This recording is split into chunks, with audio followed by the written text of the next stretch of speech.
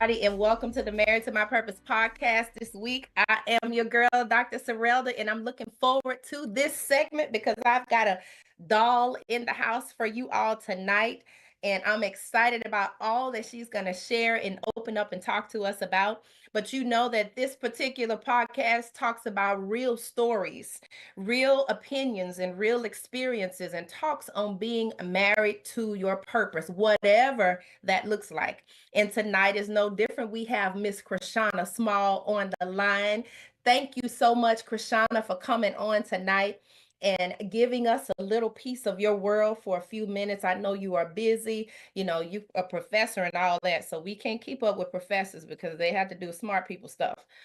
So bow down to the professor, everybody. She is on the line and a published author, best-selling author. So listen, thank you so much for coming on. And this is how it's going to work. It's going to be real simple tonight. We're going to ask you to tell us a little bit about yourself, what you've been doing, what you do, and then we'll just have a quick conversation. That's all. So I'm going to give the floor to you, give you the opportunity to share a little bit, and we'll go from there. You have the floor, ma'am. Hello, Dr. Serelda. Hello, everyone. Thank you so much for having me this evening. It's such a joy and a pleasure to spend time with you. So, yeah, for the past uh, few months, I have embarked on a journey of being a professor. Yes, very excited at the University of South Carolina. I am so overjoyed to have had that opportunity to teach incoming freshmen about just how to navigate that space and how to navigate being a first time a student, being away from home. I've as much as I hope that they have learned from me over the past semester, I have learned a lot from them as well. It has truly been a time where I've been walking in my purpose, most definitely. In addition to that, during the daytime, what I do, my main job is I work for the Division of Law Enforcement and Safety. I do budget and finance, payroll, things of that nature. But my heart is most certainly with the students that I've had the opportunity to touch their lives and definitely feel like it's my purpose. I am a wife, a mother of two, and a full time, well, part time doctoral candidate. And yes, so prayerfully by the end of 2025, I will be Dr. Krishana Small. That is Yes, the you will. goal. You will. Yes, claiming that. Yes. So my prayer is that I will further be able to be in spaces that would allow me to further be in my purpose. Wow. Okay, so you talked about quite a bit. Two things that come to my mind. What I didn't realize is I didn't realize that you were doing the one job with the, I think you said criminal justice Mhm. or system, but also an instructor. So are you an adjunct online or you're actually going into the building? How is that working out? Yes, I'm an adjunct that goes into the classroom. Okay. Wow. Yes, So is yeah. this So at very night? right near the latter part of the day. So I Mm. do like earlier part of the day, do my 7.5 hours, and then I go and teach the students. Wow. Okay. Wow. So you are literally in two different worlds on a Yes, day-to-day basis. I mean, you're still yes, dealing with people, but the latter half of the day sounds like you are balancing purpose and your 9 to 5 or 8 to 2 or yes. whatever it is, Hmm. whatever it is Yes, you're ma'am. doing. How is that for you? Yes. Does it seem to clash or it's complementary? It's not stressful? How is that? I'm not going to say it's stressful. Thankfully, my main job has been very supportive. They're very supportive of that, very encouraging, and they want to allow us to uh, further ourselves both professionally and just personally. And so when I went to them and let them know of that opportunity, um, they were very much encouraging of it. And now that I have done it for one semester, I intend to do it for many more to come prayerfully. And after my first semester, I am proud to share they have an award for inspect first year professors that the students can nominate their professor, and I was nominated for that award. Oh my goodness, congratulations. Thank you. Okay, so now I'm being nosy. So you're just gonna have to tell me or just say it's not my business. So Are you an education major, or how did you, because adjunct professor versus submitting a resume, and I'm not in the education field. One day it's on my bucket list to become an adjunct professor. So I'm federal government all the way. My Mhm. resume looks nothing like a CV. Like, tell me about what happened when you decided to go into that. Did you know how to do it? Did you ask somebody to help you, or you just stumbled into it and somebody said, "Hey, you look like you would be a great adjunct. Come and apply." How did that work for you? Yes, so it's always been on my heart to be a teacher of some sort. I will share that before I get to the latter part of your question. When I was 6 years old, my mom still has it. She showed me where I had done a project and it said, "What do you do? What do you want to be when you grow up?" And I wrote, I wanted to be a teacher. And that was at 6 years old. And as I went through the education process, once I turned, I think it was 12 or 13, and I began Mhm. really looking into colleges and what do I want to do when I grow up, like seriously do when I grow up.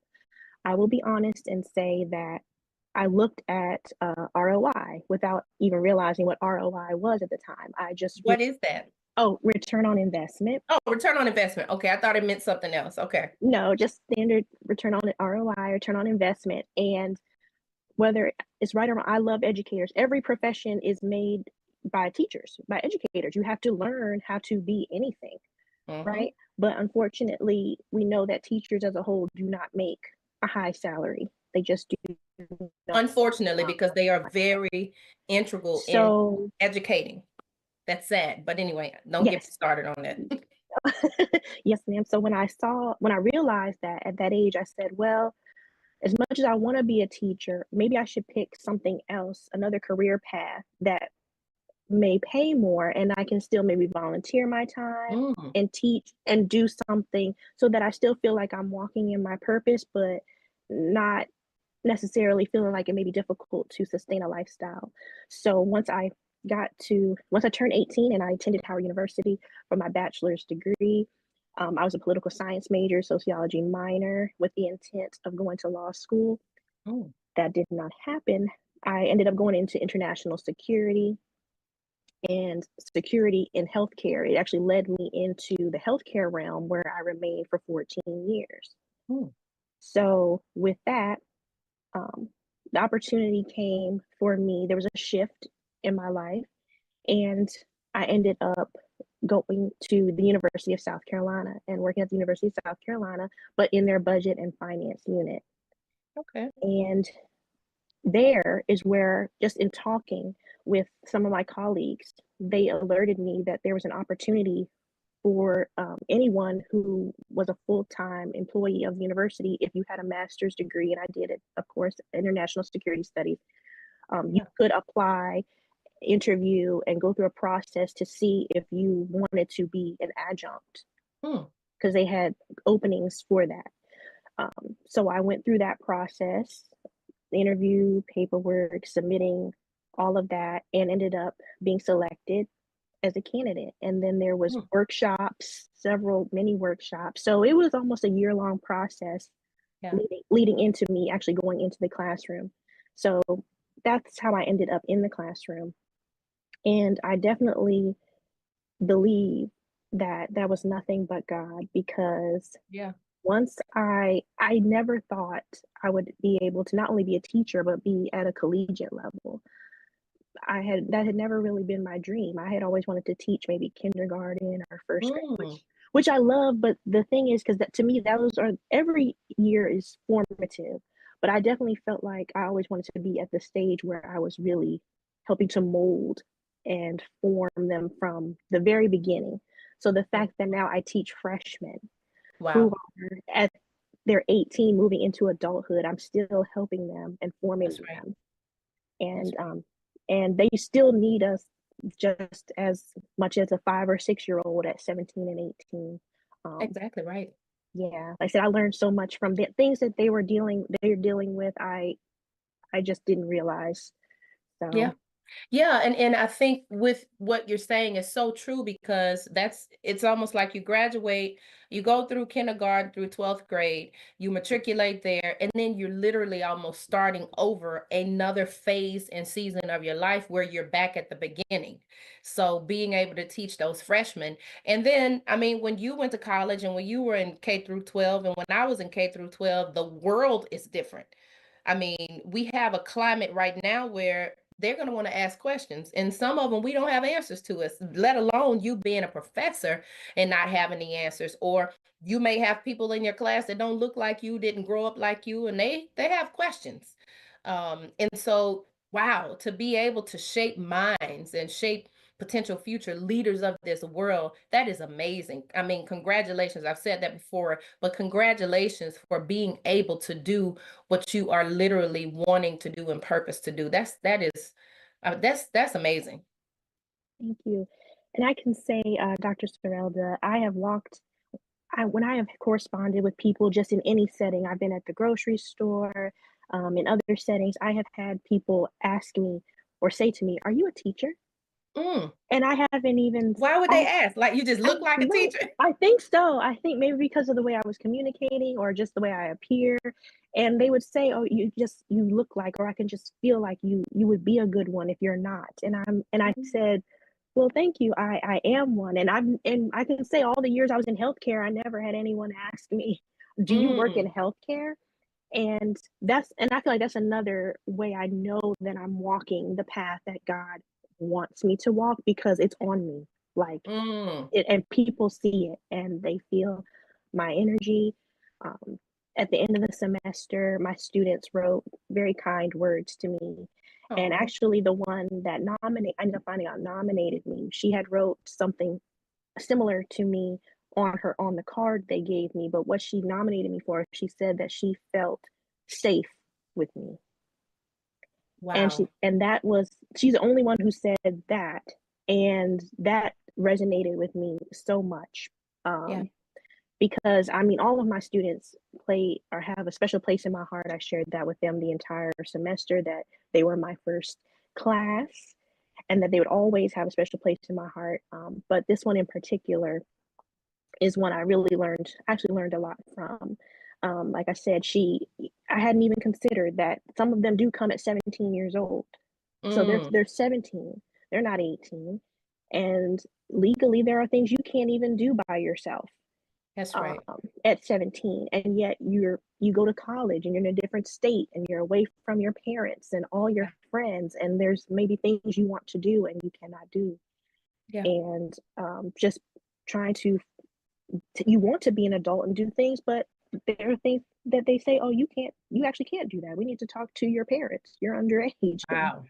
so things Wow. like that, which I hadn't even thought about because I have a daughter who is 13 and she will be, when she goes to college, she'll be 17 for a few Mm. months. So I'm like, oh, my daughter will have to deal with the same thing. So now as I help this young lady navigate this because I'm going to help her away from home, Mm-hmm. then I know what maybe my daughter will deal with, and I can help her navigate that space as well from afar, or who she can look to for guidance. Yeah, that's amazing because when you look at the college setting, every child and every student is different. There are some students that may be coming off the college that are absolutely terrified to be there. It could be they could have social anxieties.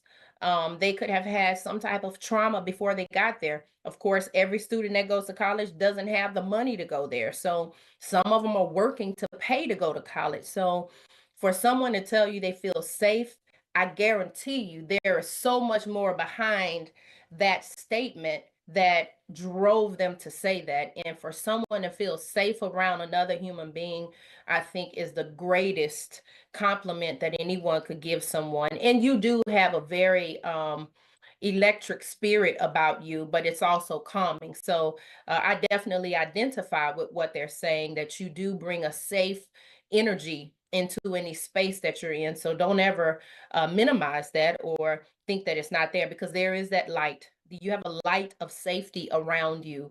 And I'm so grateful that you are able to emit it without even saying, okay, everybody, it's safe to be around me. First of all, they're gonna be like, if you got to say it, that it's probably not true. People say, oh, it's safe to tell me. No, it's first of all, I don't even want to tell you now because you shouldn't have to tell me that, you know. Right, right. Wow. Yeah. So are you planning to continue to teach as an adjunct in this current job that you're in, or you eventually want to do just one? Like, what does that look like for you going forward? Right now, I want to continue to do both, if possible, Mhm. but just allow God to guide and lead me and see where that goes. I'm not Yeah. against it. I don't know what He has for me, but I do know that I need to continue to be in this space right now. So Wow. I'm excited for that. I am. Wow. And then, I mean, you say your mom, your wife, and Yes. I mean, you're balancing a lot, it sounds like. How are you balancing all of this? And I know you are in community, civic, nonprofit organizations where you're serving outside of the home. Like, you got a lot going on. And you were in pageants before, my pageant Yes. sister. Okay, Yes, okay. ma'am. So you have so much experience and so many stories that you could share. My question to you is, when you are in the classroom, do any of those experiences come up where you're able to share, even though you're teaching them about things? How do you intertwine your life experiences with you teaching? Yeah, absolutely. So I will share one example. In my class, they were so wonderful about it, so understanding. During on Veterans Day, I actually taught on Veterans Day, Mm, or the day after Veterans Day. Either way, we did an activity, and I wanted to honor the veterans. And as a military wife, um, it's just a special place in my heart for those who serve and have served. So, of course, thank you for your service, Dr. Serelda.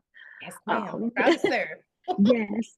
So, I had my and I also was teaching them about community, and it was one major thing, let me say, that it was important for me to teach my students was that you have to give back, community That's right. involvement, civic engagement. So, in addition to asking them about if they had any veterans in their family or doing anything for the veterans, I wanted them to know you need to get involved in your community. So, what we did was for class was I had them write letters to veterans Mm, abroad, just to write thanking them for their service. I showed them some videos of their programs that you don't have to know them personally, but just veterans abroad, if they can just get cards or care packages from anybody, just know we're thinking about you over there. Um, yeah. they really appreciate that. So in sharing that, and we did that project, I started crying in front of the class. Oh, Basically, I couldn't hold it in. I was trying to hold it back and be professional as I could about it, but it was just on my heart. And I can honestly say they were just okay with it. They just not literally embraced me, but they didn't make me feel awkward like my teacher is crying in the front of the mhm, classroom. They understood a lot. Several of them had come from military families. Um, and some of them even shared they were kind of sad they wouldn't be able to be home with their veteran father who they always went out to eat and or yeah. whatever, so they weren't home to do those things like they had every other year. It was their first year not being home, so we were just able to share those experiences. But yes, I brought in that personal aspect into the classroom in that instance. Another time I brought a personal experience was I shared with them how when I was in college I had unfortunately had an experience with assault that came from me accepting a drink, an alcoholic, a drink from someone I did not know.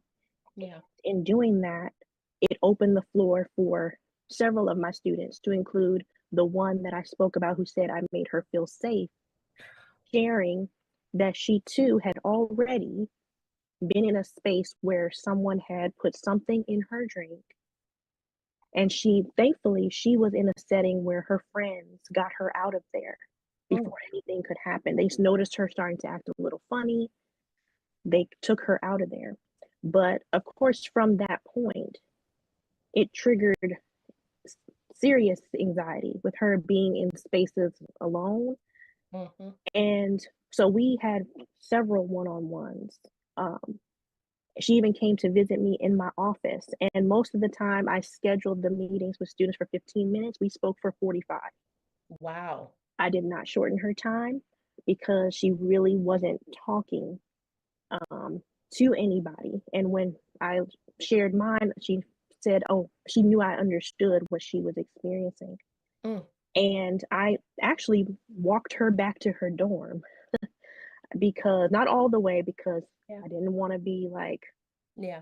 like mom, you know, you're a Yeah. grown, you're an adult. But I think if I had, she wouldn't have even minded, You probably honestly. wouldn't have minded.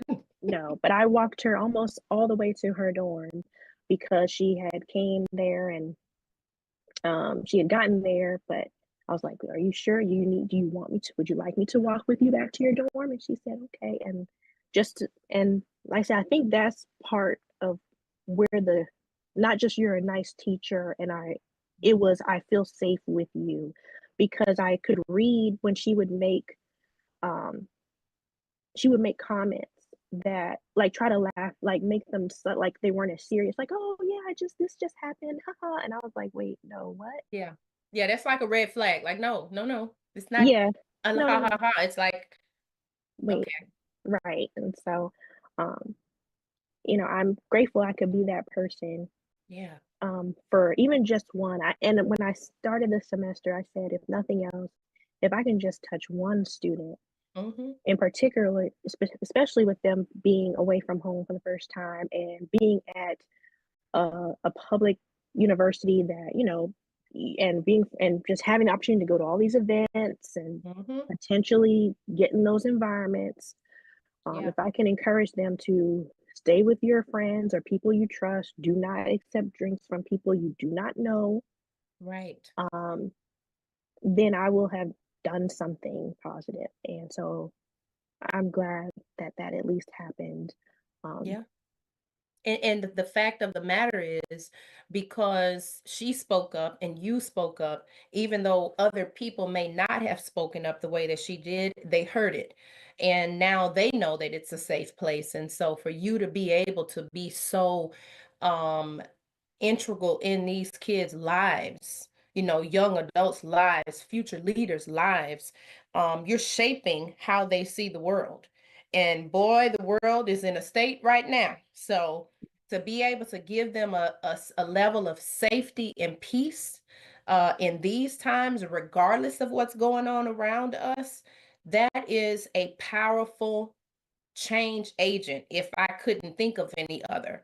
So this is, to me, is such an honorable space that you're in right now. And like you said, you don't want to leave it for any time soon. And I don't want you to leave it. I would love to see you continue to rise up in the academic spaces because you're making a difference. But it almost seems like right now in this season with the freshmen, that's right where you need to be. It feels like that's where you are supposed to be based yeah. off of the things you've shared. Like, this is where you're supposed to be. It may be hard for you to move when they might come ask you to move. Oh, wow, that is Yes. amazing. So as we get ready to close out, talk to us about what's next on your plate. I know you are a best-selling author.